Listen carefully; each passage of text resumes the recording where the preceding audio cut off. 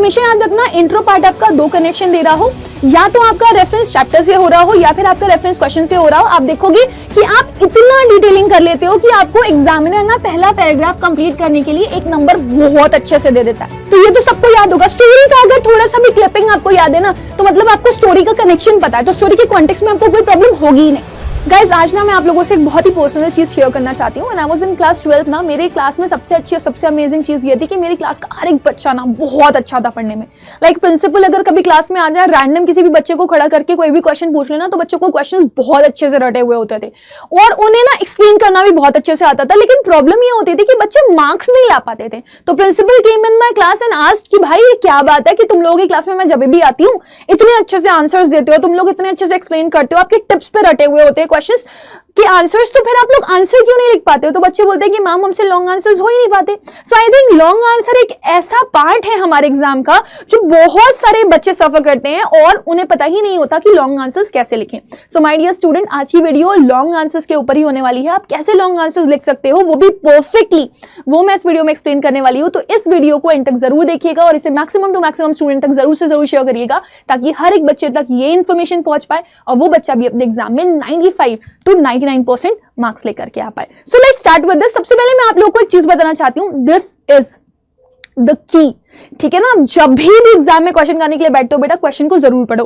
लेकिन एग्जाम में क्वेश्चन पढ़ने में इंटरेस्ट कब आएगा? जब आपने प्रैक्टिस में उसको बहुत बार कर रखा हो। तो हमेशा याद रखना, वही बच्चा अच्छा करता है अपने एग्जाम में जो अपने एग्जाम से पहले काफी अच्छे से प्रिपरेशन करके गया होता है। क्योंकि आपको भी पता है ना, कुछ पेपर्स ऐसे होते हैं जो बहुत लेंदी होते हैं और उनके लिए टाइम बहुत कम पड़ जाता है और आप लिखते लिखते लिखते लिखते ना ऐसी सिचुएशन में पहुंच जाते हो कि आपका हाथ दर्द कर रहा होता है और आपका हाथ बोल रहा होता है बस अब और नहीं करना है। तो वो हालत आपके ऊपर ना आए और आप इतने प्रैक्टिस में हो कि आप ज्यादा भी लिख रहे हो, कम टाइम में लिख रहे हो, तो आपको कोई भी दिक्कत ना हो रही हो, राइट? तो सबसे पहले जब आपको एग्जामिनेशन हॉल में क्वेश्चन पेपर मिलेगा तो आप उसको अच्छे से पढ़ोगे और सबसे बड़ी चीज ये है कि आप क्वेश्चन को समझने की कोशिश करोगे। और ये सिर्फ आपको ना एग्जाम टाइम में ही नहीं करना, एग्जाम से पहले जितनी बार हो सके आप क्वेश्चन को पढ़ो। वैसे एक स्टैंडर्ड तरीका अगर मैं बोलूं, जो साइकोलॉजी कहती है कि एक क्वेश्चन को अगर आपको पढ़ना है तो उसको 3 बार जरूर पढ़ना चाहिए। एक बार आप उसको अपने मन में पढ़ो, जितनी बार हो सकता है उतनी बार पढ़ो। दूसरी बार आप उसको बोल बोल के पढ़ो ताकि आपके वो टिप्स पर हो, आपकी जबान पर हो। और तीसरी बार अगर आपको पढ़ना है वही क्वेश्चन तो आप किसी को सुना सकते हो, अपनी मम्मी को, अपने पापा को, अपने भाई को, जिसके भी आप नियर रहते हो। तो इससे क्या होता है ना, आपके सबकॉन्शियस माइंड में आपका आंसर कहीं ना कहीं स्टोर हो जाता है, राइट? जब आप एग्जामिनेशन हॉल में बैठे हुए हो तो आप क्वेश्चन को बहुत अच्छे से पढ़ रहे हो कि क्वेश्चन क्या पूछा गया है, उसको आप एनालाइज कर रहे हो, उसमें देख रहे हो कि कहा क्या जा रहा है। एनालाइज करने के लिए बोला जा रहा है, डिस्क्राइब करने के लिए बोला जा रहा है, एक्सप्लेन करने के लिए बोला जा रहा है, डिस्कस करने के लिए बोला जा रहा है। पहले क्वेश्चन को समझो कि क्वेश्चन कह क्या रहा है, देन आप उसमें से कीवर्ड्स निकालो, जैसे क्या इंपॉर्टेंस की बात कर रहा है, रोल की बात कर रहा है, कंट्रास्ट की बात कर रहा है, कॉज और इफेक्ट की बात कर रहा है, बात किस चीज की कर रहा है। सो जब आपको ये ओवरऑल आइडिया मिल जाता है कि आपका क्वेश्चन बात किस चीज की कर रहा है ना, तो आपके दिमाग में जो आइडियाज होते हैं वो जॉट डाउन होना शुरू हो जाते हैं। नाउ जब आप क्वेश्चन के आंसर्स करने चलते हो तो आपके दिमाग में एक प्लानर पहले से ही रेडी होना चाहिए। बिलीव मी, प्लानर पहले से ही रेडी होना चाहिए और ये प्लानर आप पहले से प्रैक्टिस करके गए होगे, because practice is something which makes man perfect,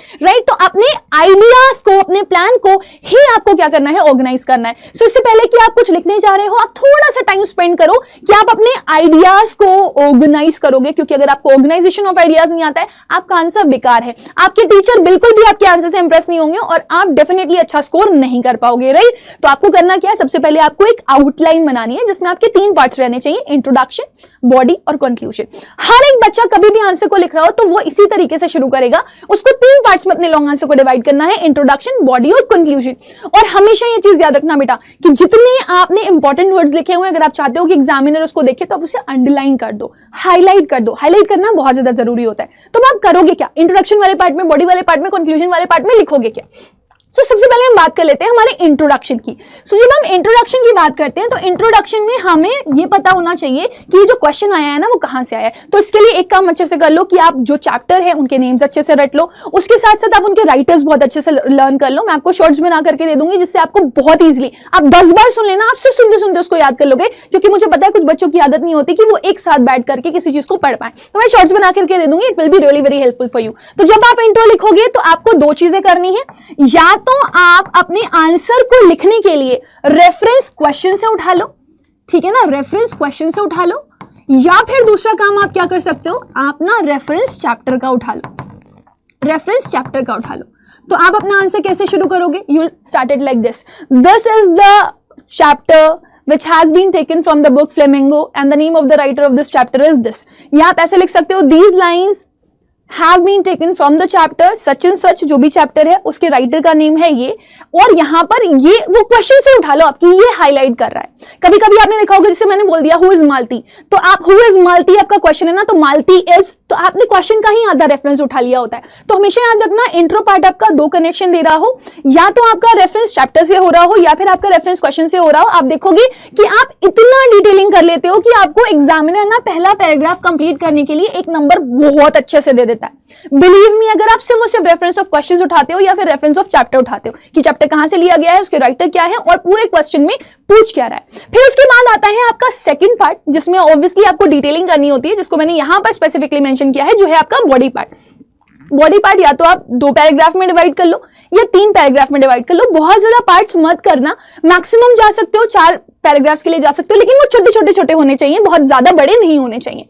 तो जब आप अपने बॉडी वाले पार्ट को डिवाइड कर रहे होगे, तो बॉडी वाले पार्ट में आपको करना क्या है, आपको चैप्टर के रेफरेंसेस उठाने, ठीक है ना। चैप्टर के रेफरेंसेस बहुत इंपॉर्टेंट है, चैप्टर का कॉन्टेक्स्ट उठाना है। अब आपको दिमाग में ये चीज बहुत क्लियर रखनी है कि चैप्टर के कॉन्टेक्स्ट आप उठा कैसे रहे हो, राइट। सपोज अगर आपसे एग्जाम में कोई भी क्वेश्चन पूछ लिया गया, सपोज लास्ट लेसन के ऊपर है, तो क्या आपसे बात करी जा रही है फ्रेंड्स के बारे में, या फिर आपसे बात करी जा रही है हैमिल के बारे में, या फिर आपसे बात करी जा रही है बैक बेंचर्स के बारे में, या फिर आपसे बात करी जा रही है पूरे ऑल ओवर एनवायरमेंट के बारे में। तो आपके दिमाग में ये चीजें क्लियर होनी चाहिए कि बात किसकी करी जा रही है। और इसके लिए ना चैप्टर का कॉन्टेक्स्ट लर्न करने के लिए आपके लिए कुछ नहीं करना होता, आपको सिर्फ वन शॉट पढ़ना होता है। वन शॉट्स मैंने पूरी मैराथन ली हुई है, अगर आप देखोगे फ्लेमिंगो की भी ली हुई है, विस्टास की भी ली हुई है, आप सिर्फ उसको पढ़ लो तो आपको चैप्टर के कॉन्टेक्स्ट पता चल जाएंगे, और आप पूरे ना वही रेफरेंस, अगर फ्रांस की बात करी जा रही है वो उठा लो, अगर हैमिल की बात की जा रही है वो उठा लो, अगर आपको बोला जा रहा है कि एनवायरमेंट की बात हो रही है कि वहां पर एनवायरमेंट कैसा था वो उठा लो, या फिर अगर आपसे बोला जा रहा है कि नहीं आपको बैक बेंचर्स की बात करनी है तो आप वो पॉइंट उठा लो। जहां पर भी आपको वो क्लू, वो रेफरेंस मिल जाए, वो रेफरेंस उठा करके आप यहां पर लिखो। छोटे छोटे पार्ट्स में अगर डिवाइड कर दोगे तो बहुत अच्छा रहेगा। अगर नहीं भी कर पा रहे हो तो कम से कम 2 पैराग्राफ्स जो आपके 4-4 लाइन के हो उनको आप जरूर से जरूर यहां पर मेंशन करो। लास्ट पार्ट आता है आपका कंक्लूजन, और कंक्लूजन में हमेशा याद रखना आपको अपनी जो पूरी आंसर राइटिंग होती है उसको एंड करना पड़ता है, राइट। तो जब आप कंक्लूजन कर रहे होते हो तो यहां पर आप एक ओवरऑल व्यू लिखते हो। तो ओवरऑल व्यू में थोड़ा सा आप अलग कैसे हो, बाकी स्टूडेंट से, बाकी बच्चों से कैसे अलग हो, तो ओवरऑल व्यू लिखने के लिए आपको एक छोटा सा काम करना होता है, that is nothing else but आपको अपने पॉइंटर्स में, अपनी लैंग्वेज में उसको लिखना होता है, राइट। तो सपोज अगर आपसे यहां पर एक क्वेश्चन दे दिया गया कि आपको क्या डिफाइन करना था, feeling of M Hamel at the time of the last lesson, ठीक है ना, at the end of the story, तो आप लिखोगे यहां पर। ऑब्वियसली आपने एम हैमिल की एक्चुअल जो कॉन्टेक्स्ट थी लास्ट में कि एम हैमिल कैसे पढ़ा रहे थे और लास्ट में विव लेफ्ट ट्रांसलेट करके चले गए थे, वो आपने चैप्टर का कॉन्टेक्स्ट उठा लिया। लेकिन अब आपको अपनी लैंग्वेज में लिखना है तो आप क्या लिखोगे, so with the help of this context we can say that he was very emotional, है ना, and he was missing that there is no one who can help him out of this, and definitely यहाँ पर कोई भी उनको सबसे बड़ी problem जो उनके साथ सफर कर रहे थे वो कि अब वो वापस यहाँ पर कभी भी नहीं आ पाएंगे, वो अपनी फ्रेंच लैंग्वेज को कभी भी नहीं ले पाएंगे। ये वाला पॉइंटर भी आपको मेंशन करना पड़ेगा। तो उस टाइम पे जो भी आपके दिमाग में थॉट्स चल रहे हो, जो अपने चैप्टर पढ़ने के बाद निकाले हैं, कि पर्सनली अगर आप एम हैमिल होते तो आप क्या फील करते कि आप यू आर मूविंग अहेड, ठीक है ना, विद अ प्लेस, ठीक है, जो कि आपको 40 साल का पूरा कनेक्शन दे करके गई है, आप उसको छोड़ रहे हो, you are living your mother tongue, है ना, and you feel so bad about it because you are a very patriotic personality. तो जो भी आपके दिमाग में थॉट्स क्रिएट हुए हैं वो यहाँ पर आप 2-3 लाइंस में लिख सकते हो। अब बच्चों के साथ क्या होता है ना, यहाँ पर इनको खास ख्याल रखना होता है ग्रामर का, बच्चों की ग्रामर वीक होती है, राइट। और सबसे बड़ी चीज ये होती है बेटा, ग्रामर के अलावा यहाँ पर प्रेजेंटेशन बहुत मैटर करता है। तो आप अपनी राइटिंग स्किल्स को इंप्रूव करिए, कोशिश करिए थोड़ा बड़ा बड़ा हैंड राइटिंग में लिखें, और बहुत ज्यादा कर्सिव ना करें क्योंकि कर्सिव राइटिंग समझ में नहीं आती है। अगर एग्जामिनर पढ़ नहीं पाएगा आपके आंसर्स को तो फिर वो आपको मार्क्स क्या देगा। तो अपनी राइटिंग को जितना नीट एंड क्लीन रख सकते हो उतना नीट एंड क्लीन रखो, और कटिंग मत करो, कोशिश करो कि कटिंग ना हो, और ये तभी हो सकता है जब आपने बहुत बार प्रैक्टिस करके रखा हो अपने क्वेश्चन का आंसर्स। तो आप कम से कम 5 टाइम्स प्रैक्टिस जरूर करिए अगर आप एग्जाम में क्वेश्चन का आंसर देने के लिए जा रहे हैं तो। नाउ एक छोटा सा ओवरऑल व्यू और रेफरेंस में आप लोगों को दूं तो 5 टिप्स हैं यहाँ पर। सबसे पहले आपने क्या करना है, आपने चैप्टर्स अच्छे से पढ़ने, मैंने आप लोगों को पहले भी बोला है, विस्टास और फ्लेमिंगो की मैं पूरी मैराथन ले चुकी हूँ, आप एक एक टॉपिक को अच्छे से अंडरस्टैंड कर लीजिए। फिर उसके बाद जब आप लॉन्ग आंसर्स करने वाले हैं, मैं जल्दी आपकी वीडियो यहाँ पर डाल दूंगी, तो लॉन्ग आंसर्स क्वेश्चंस मतलब दोनों बुक के इंपॉर्टेंट चैप्टर्स के मैं इंपॉर्टेंट क्वेश्चंस डाल दूंगी, आप उन क्वेश्चंस को अच्छे से पढ़िएगा। और जब आप क्वेश्चंस को पढ़ रहे होइएगा, आपके पास कॉपी में आंसर्स होंगे, तो आप 3 काम करिएगा। पहले क्वेश्चन को मन में पढ़िएगा, फिर बोल बोल के पढ़िएगा, और फिर दूसरों को सुना करके पढ़िएगा। तो 3 बार आपको ये चीज रट जाएगी और कहीं ना कहीं वो आपके सबकॉन्शियस माइंड में स्टोर हो जाएगी। बिलीव मी, आप कभी नहीं भूलोगे उसको, क्योंकि आपके फिंगर टिप्स पे वो आंसर रटा हुआ होगा। और फिर आप कोशिश करिएगा कि जो आपने पढ़ा है आंसर, जो मैंने आपको प्रोवाइड किया है, उसको ना आप कीवर्ड्स के फॉर्म में लिखिए अपने मन से। और जब आपने कीवर्ड्स में लिख लिया उसको अपनी कॉपी में ना, तो आप उसको डिटेल में करना शुरू करिए। जो कीवर्ड्स हैं उनको कनेक्ट करने की कोशिश करिए, उनको पैराग्राफ्स में मेंशन करिए। और जो भी आपको लग रहा है कि आपने नई विकैबुलरी यूज करी है, ठीक है, आपके लिए कोई इंपॉर्टेंट पॉइंट है जो आप एग्जामिनर को दिखाना चाहते हो, उसे हाईलाइट कर दो और उस आंसर को फिर जाकर के मैच करो आप वो वाले आंसर से कि आपने कितना डिफरेंट लिखा है, आपने क्या गलतियां करी है और क्या आपने छोड़ दिया है। तो इस तरीके से आप जब हर एक चैप्टर का एक लॉन्ग आंसर लर्न कर लोगे ना, तो आपके दिमाग में स्टोरी एकदम क्लियर होगी, आपके दिमाग में जो कंसंट्रेशन होता है ना, वो पूरा एकदम बैठ जाएगा कि मुझे ये क्वेश्चन ना मेरी जबान पे रटा हुआ है, आप कभी नहीं भूलोगे उसको, और आप देखोगे कि आपकी आंसर राइटिंग इंप्रूव हो रही है। Now let me just show you एक क्वेश्चन का आंसर मैं यहाँ पे आप लोगों को करवाना चाहती हूँ। एक एग्जाम्पल है ये, जिससे आप बहुत अच्छे से अंडरस्टैंड कर सकते हो कि हाँ, मुझे इस तरीके से क्वेश्चन का आंसर करना है। राइट 2023 में आपका ये क्वेश्चन आया था, ठीक है ना, आप देख सकते हो उसको, उसमें लिखा हुआ था comment on the ending of the play on the face of it, how far do you find it effective. मतलब आपने on the face of it पढ़ा, जहां पर आपने देखा होगा कि मिस्टर लैम मर जाते हैं, ठीक है, और डेरी आता है, और डेरी अगर आपको देखने के लिए मिलेगा तो वो रो रहा होता है, मिस्टर लैम को बोल रहा होता है उठिए उठिए उठिए मिस्टर लैम। तो ये तो सबको याद होगा। स्टोरी का अगर थोड़ा सा भी क्लिपिंग आपको याद है ना, तो मतलब आपको स्टोरी का कनेक्शन पता है, तो स्टोरी के कॉन्टेक्स्ट में आपको कोई प्रॉब्लम होगी ही नहीं। तो आप अपना आंसर कैसे लिखोगे, क्योंकि आपके लिए ये पूछा गया यहाँ पर question, how far do you find it effective. आपको कैसे लगा कि ये अच्छी एंडिंग थी, राइट। तो आपने क्या किया, आपने क्वेश्चन का आंसर लिखना शुरू किया। अब देखो आप क्वेश्चन का आंसर इंट्रो में कैसे लिखोगे, दिस इज योर इंट्रो। आप इंट्रो कैसे लिख रहे हो, the ending of the play. मैंने क्या किया, मैंने क्वेश्चन रेफरेंस उठाया।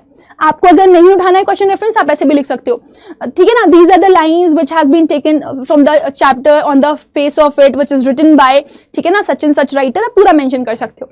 अदरवाइज आप ऐसे भी लिख सकते हो, the ending of the play. देखो मैंने यहीं से उठाया, the ending of the play on the face of it which is written by Susan Hill. Yes, quite। अब ये कैसा है, लास्ट में एंड कर रहे हैं तो ऑब्वियसली कुछ ना कुछ आपको बता करके ही जा रहा होगा, तो वो एक तरह का सजेशन है, तो आपने लिख दिया सजेस्टिव है वो। तो स्टोरी कैसी है, स्टोरी का थीम क्या है, वो आपको अगर पता चल जाएगा तो वो यहाँ पे आप 1-2 पॉइंटर्स में आंसर कर सकते हो। तो स्टोरी सजेस्टिव थी, कुछ सजेशन दे रही थी हम लोगों को। हालांकि although it has a sad ending but gives a optimistic view of life to everyone. तो आपको ये पता है लास्ट में चैप्टर एंड होते होते बहुत ही दुखी था, आपको जैसा भी फील हो रहा, आपको लग रहा हो कि बहुत इमोशनल था, आप इमोशनल लिख दो। आपको लग रहा है कि बहुत ही ज्यादा सॉम्बर था, आप सॉम्बर लिख दो। आपके पास जो अच्छा वर्ड है आप वो लिख सकते हो दुखी के लिए, राइट। और साथ ही साथ में आपको ये पॉजिटिव अप्रोच भी दे रहा था, ऑप्टिमिस्टिक अप्रोच। मतलब you are very very thoughtful of this कि जो डेरी है उसको आगे क्या करना चाहिए, क्योंकि मिस्टर लैम बहुत कुछ अच्छा दे करके चले गए, किसको, डेरी को। और देखो ना डेरी कितना पॉजिटिव था कि वो मिस्टर लैम से मिलने के लिए आया। तो आपने सबसे पहले पॉइंटर में सिर्फ और सिर्फ इंट्रो लिख देना।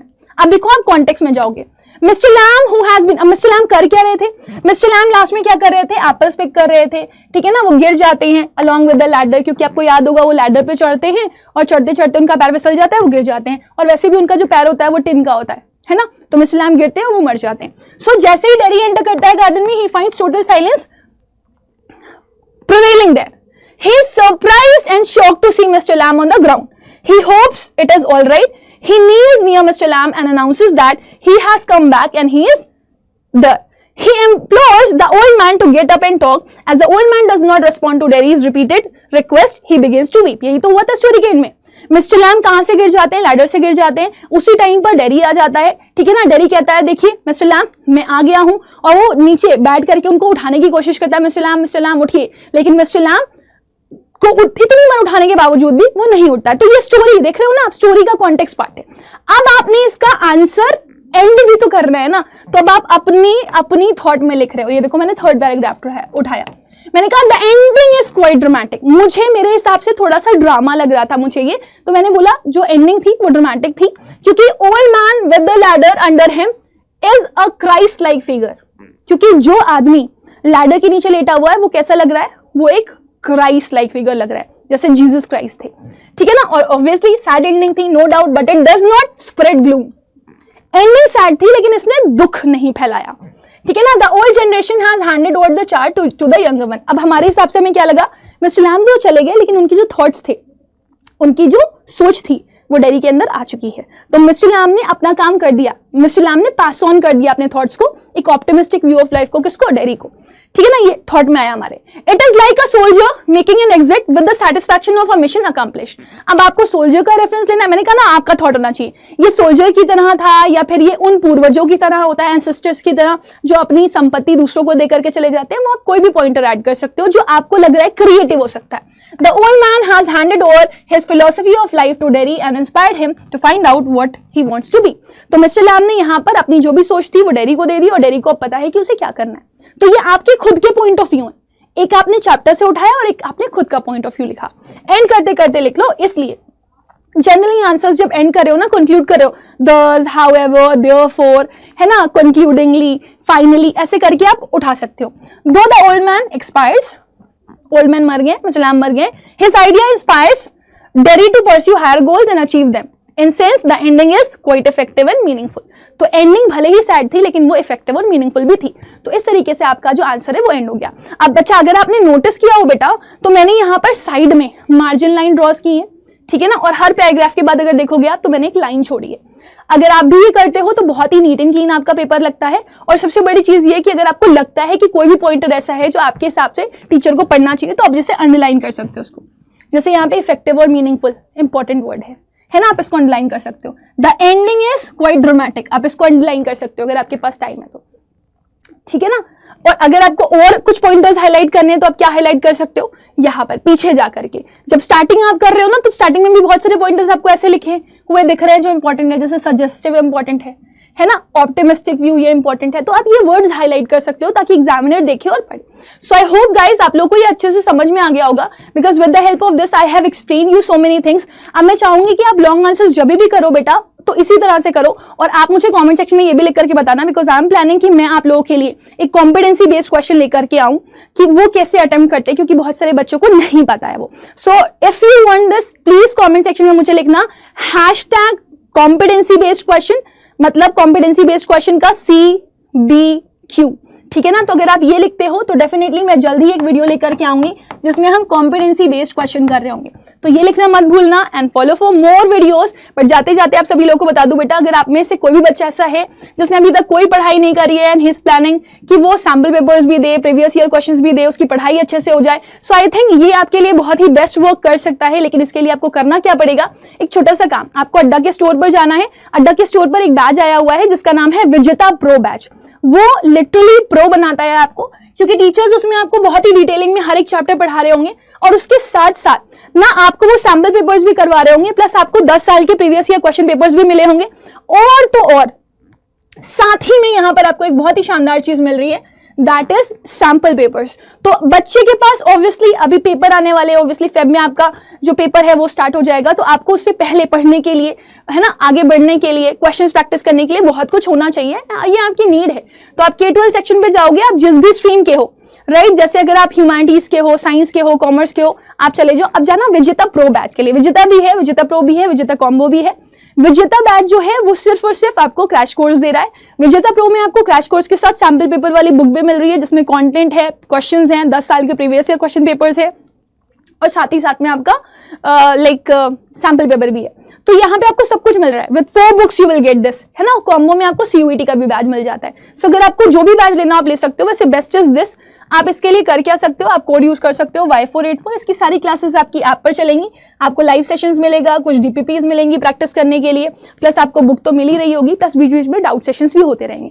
So remember the code Y484 and you can have this batch, जो कि आपके लिए बहुत ही मीनिंगफुल और बहुत ही होपफुल हो सकता है। तो इसे जरूर से जरूर लीजिएगा और अपनी प्रेपरेशन को और बेस्ट बनाइएगा। लेकिन हाँ, इसको डेडिकेटेडली पढ़ना आपकी जिम्मेदारी है। Thank you.